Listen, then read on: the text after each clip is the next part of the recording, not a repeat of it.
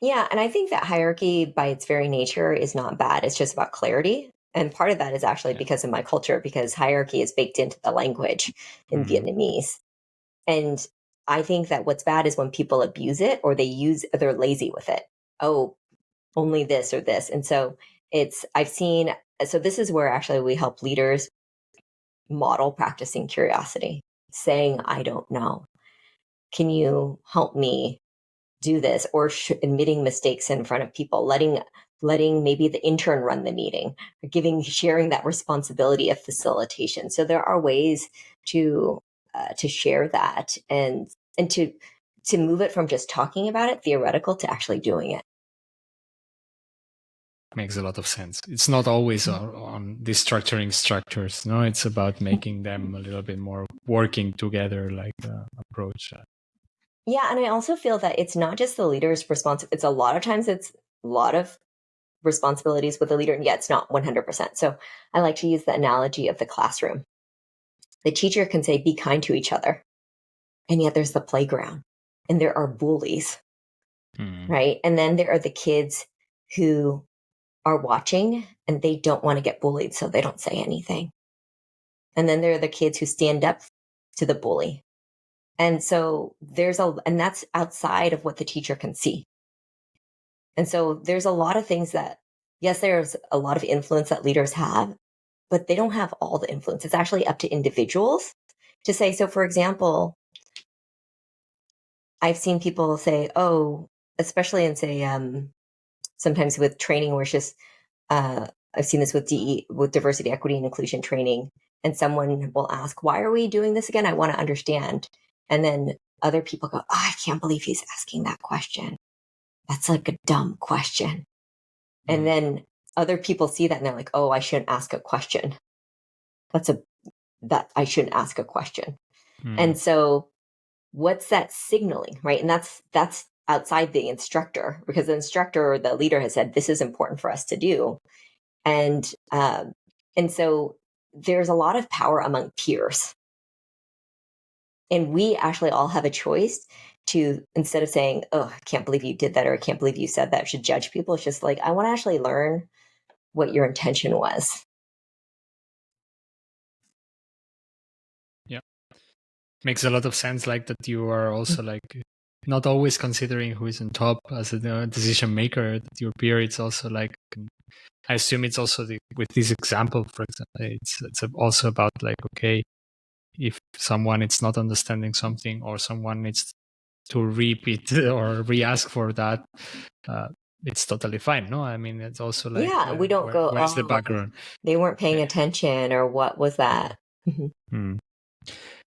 How do you personally stay curious? How do you continue to learn, grow, and like being a leader yourself and a consultant yourself? So what is your approach to use? Do you use your own I framework really, yourself? yeah. Let's say like this. So I process a lot with different friends. And so whenever I'm facing something, I actually will talk to a lot of different people about it. And it's through that processing that I'm practicing that inward curiosity. This is the way I'm feeling about it. And I'll ask, how would you see this? What do you think? Typically I'm not asking for advice. I'm asking for, how would you interpret this? Which is different from advice. And so because with advice, that can be tricky, because if someone gives you advice and you don't take it, then there could be issues with it. But if you get to say like, hey, how would you interpret this? If you were me, how would you see this? And then I get to see how they would interpret. And sometimes people help me see things. Oh, I wouldn't have seen it that way, which is also different from, I'm not asking for validation. Like, oh, isn't that horrible? Yeah, that is horrible. It's just, no, I'm asking you, what is that? What does that mean? So I'll give you an example. This is where I'm constantly having to practice it myself, because it is a practice. I remember I had a client who asked me for something, and the way that I read the ask, I was really offended. And I actually even kind of sent back a little snarky, like, well, I'm trying to understand why you would ask that. And then I talked to a friend about this, and I said, this is what happened. Can you what do you think how would you read this situation? And she said, why don't you just ask them what they meant? Oh, ask them what they meant. Okay. And so I went back and she's like, can you clarify your request? And it turns out their request was very reasonable. But I had all these ideas of what they were asking. And so and that just happened to maybe a year or two ago. And so my point here is even I'm practicing it and I have to slow down and I have to pause. And so the way that I practice curiosity in my own life is I have lots of conversations. Like what I was saying earlier, I'm really lucky that I have a really large network of friends who I can just reach out to. Another way is I love reading and I love reading fiction. I'm a huge, and historical fiction is my favorite genre because I love doing not just space travel, but time travel as well. And so that helps me get curious. And so whenever I'm reading, I want to find out more. What was this? What was this? And it helps me also in fiction, you can get people's internal feelings. I can feel it. Whereas with nonfiction, if it was just a straight up history book, I wouldn't get that. I would get more of the, this is what happened. This is what happened. These are why. So that's another way that I practice curiosity too. Very nice. I think the fiction part, it's incredible. I play a lot of video games that are mainly fictional, but majority of them, and that also triggers sometimes like, okay, I feel sometimes like, oh, wow, okay, I'm discovering this new world or I'm discovering this new place, and then suddenly I'm like, why am I feeling the same that the the character of the video game is feeling? No, like, why am I like suddenly having the emotion of like I lost a friend?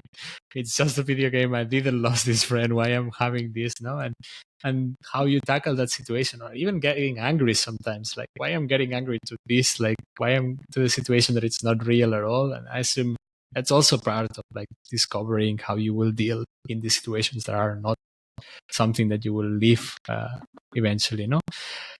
The last question that I have for today would be like, what are some of the most rewarding aspects of the work that you do with curiosity based and with your framework? So I will say two. So there's with our customers, and then there's with our external customers, and then with our internal customers. And so with our external customers, I whenever we're working with a client and we see that aha, and we see them say, "Oh, I'm responsible for this too. Maybe I wasn't having maybe I need to change my expectations, or I need to have this conversation." And so that's always such a joy for me when they're just, oh, respect is relative. Oh, or oh, it's just we are coming from different places. And when they have an aha about themselves, oh, I care about this because of this, and I didn't know that. So, and especially with our clients, we work with a lot of government clients and a lot of nonprofits. And so we know that if we can help them be strong, then they're able to better do the work for their stakeholders, which is typically the public, the and organizations that need their support. So that's for the external side. For the internal side, I have a small team. We're 5 people. I get a lot of joy from being a group of learn-it-alls. And we are actually also very, very diverse too. There's most of us are immigrants or children of immigrants who've lived in different countries as well. And so I get a lot of joy from us growing together. And it really drives and motivates my work because I was an employer from the get-go. So even when I started my company 3.5 years ago, I was never alone. I always I'm going to invest and I'm going to have other people with me. And for us we all have this goal of adding more narratives, more diverse narratives to leadership development. And so that's also what I get a lot of joy from. Very nice. Julia, thank you so much for sharing your insights and experiences with us today. It was a very, very enlightening conversation and episode. I'm 100% sure that a lot of our listeners will take many lessons, valuable lessons out of it. Thanks for your time. Maybe the last question, of course, like CuriosityBased has a website, so it's out there if you want to check company-wise, but maybe where people can find you, connect with you, and even like maybe your book, where can people buy it? Yes. Also, that's an important part. Yeah. Thank you for giving me the opportunity to share. So if you want to learn more about my company, go to curiositybased.com. You can go to formsofrespect.com if you want to learn more about my book. And we also have a free mini book, a quiz, and a digital course people can do as well.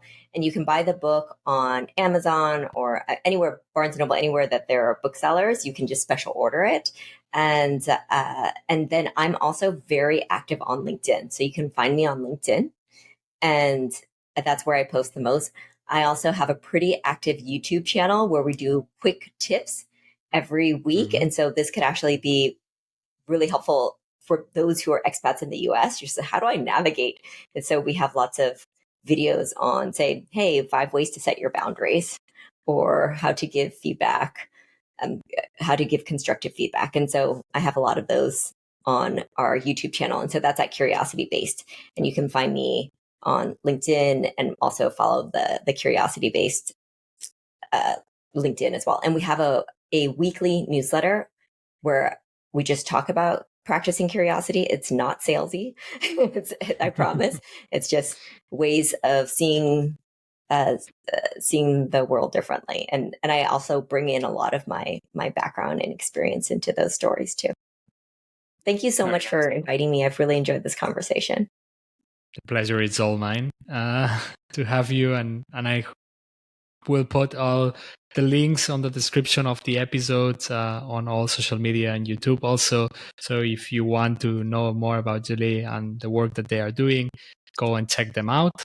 Of course, to all the listeners, thank you so much for tuning in to this episode of Expat Experts. And until next time, stay curious and take care. If you liked this short video out of the full episode, you can find the link to it around here and in the description below. Of course, if you are also interested in checking out other episodes, please subscribe and like.